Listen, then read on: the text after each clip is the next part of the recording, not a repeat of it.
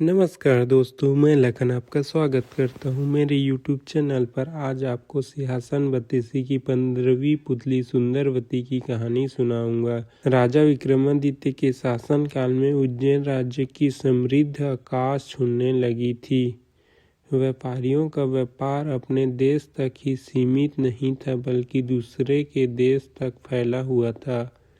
उन दिनों एक सेठ हुआ जिसका नाम पन्ना लाल था।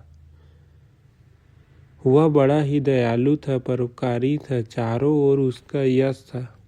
वह दीन दुखियों की सहायता के लिए सतत तैयार रहता था। उसका पुत्र था हीरालाल, जो पिता की तरह ही नेक और अच्छे गुणों वाला था।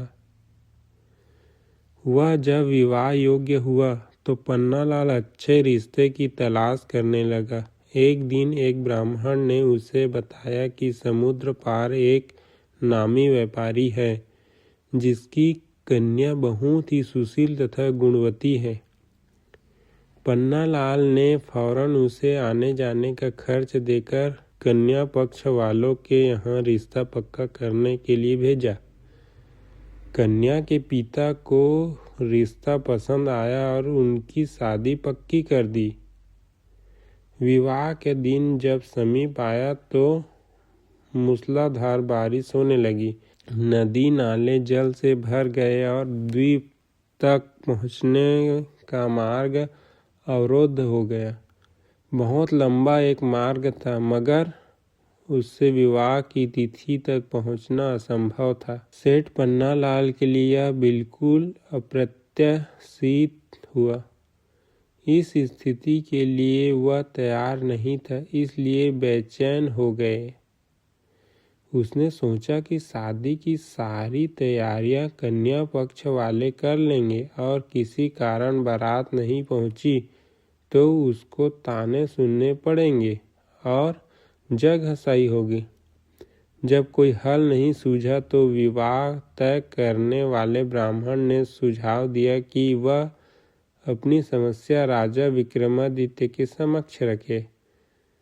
उनके अस्तबल में पवन वेग से उड़ने वाला रथ है और उसमें प्रयुक्त होने वाले घोड़े हैं। उस रथ पर 8-10 लोग वर सहित चले जाएंगे और विवाह का कार्य शुरू हो जाएगा। बाकी लोग लंबे रास्ते से होकर बाद में शामिल हो जाएंगे। सेठ पन्नालाल तुरंत राजा के पास पहुंचा और अपनी समस्या बताकर हिचकिचाते हुए रथ की मांग की। विक्रम ने मुस्कुराकर कहा कि राजा की हर चीज प्रजा के हित की रक्षा के लिए होती है और उन्होंने अस्तबल के प्रबंध को बुलाकर तत्काल उसे घोड़े सहित वह रथ दिलवा दिया। प्रसन्नता के मारे पन्नालाल को नहीं सूझा कि राजा विक्रम को कैसे धन्यवाद दें। जब वह रथ और घोड़े सहित चला गया तो विक्रम को चिंता हुई कि जिस काम के लिए सेठ ने रथ लिया है, कहीं वह कार्य भीषण वर्षा की वजह से बाधित न हो जाए। उन्होंने मां काली द्वारा प्रदत्त वैतालों का स्मरण किया और उन्हें सकुशल वर की विवाह स्थल तक ले जाने तथा विवाह संपन्न कराने की आज्ञा दी। जब वर वाला रथ पवन वेग से दौड़ने को तैयार हुआ तो दोनों वैताल छाया की तरह रथ के साथ चल पड़े। यात्रा के मध्य में सेठ ने देखा कि रास्ता कहीं भी नहीं दिख रहा है, चारों ओर पानी ही पानी है, तो उसकी चिंता बहुत बढ़ गई। उसे सूझ नहीं रहा था कि क्या किया जाए।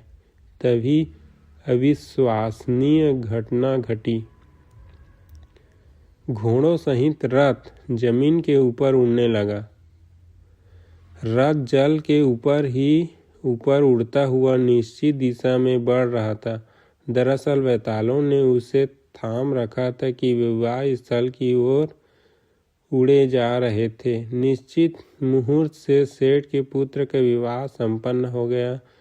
कन्या को साथ लेकर जब सेठ पन्नालाल उज्जैन लौटा तो घर के बदले सीधा राज दरबार गया।